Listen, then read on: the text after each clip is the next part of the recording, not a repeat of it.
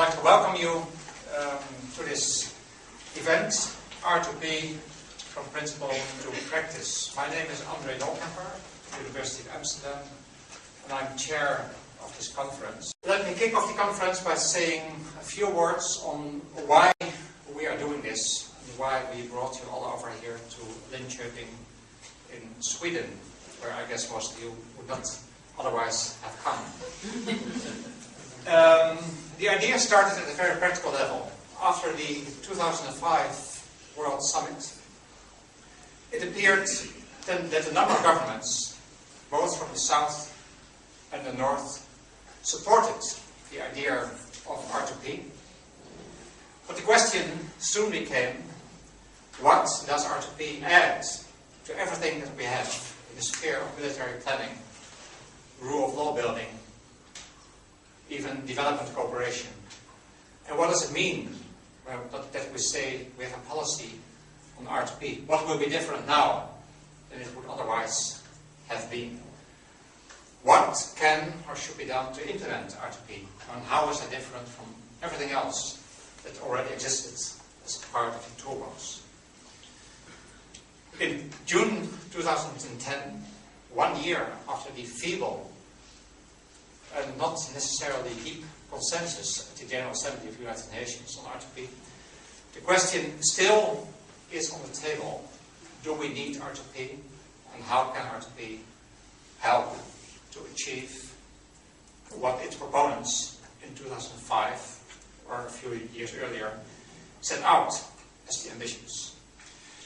It is, I believe, the combination of, on the one hand, the ambition of R2P to prevent another Srebrenica, perhaps Rwanda, and on the other hand. So the question of a skeptic would be, what is new?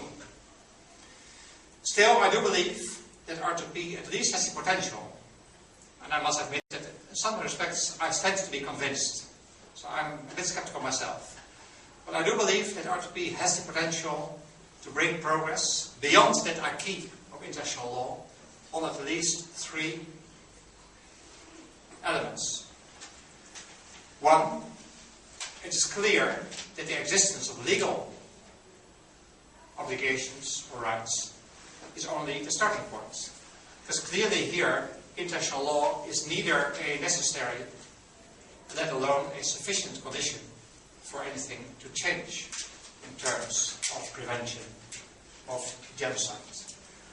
What counts is that the responsibility to prevent is in fact accepted as guiding or even determining policies. It is also clear that there may be circumstances where the law itself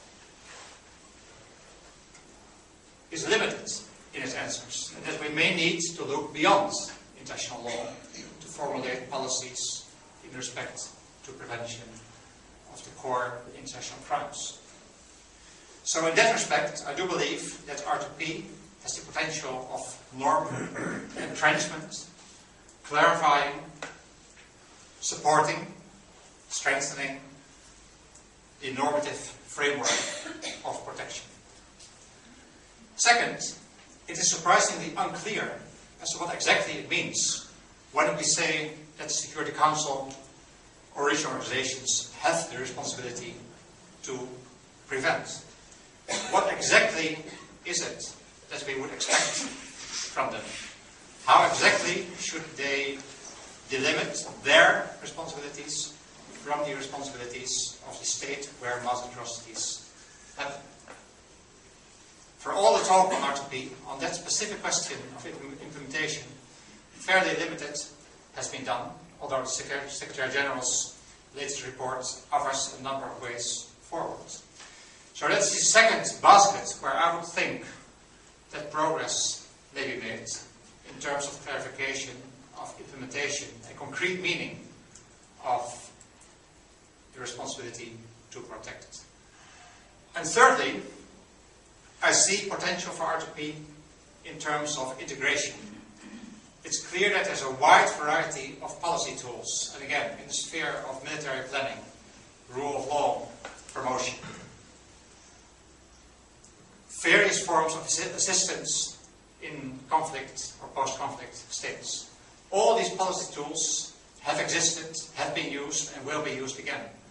But in a way, they exist independently from each other. And I can see potential of R2P in terms of connecting these various policy tools and looking at them from an integrated perspective. So I do hope and trust that over the next few days we will see a lot of ideas and discussions on how we can move R2P along on those three and perhaps other dimensions.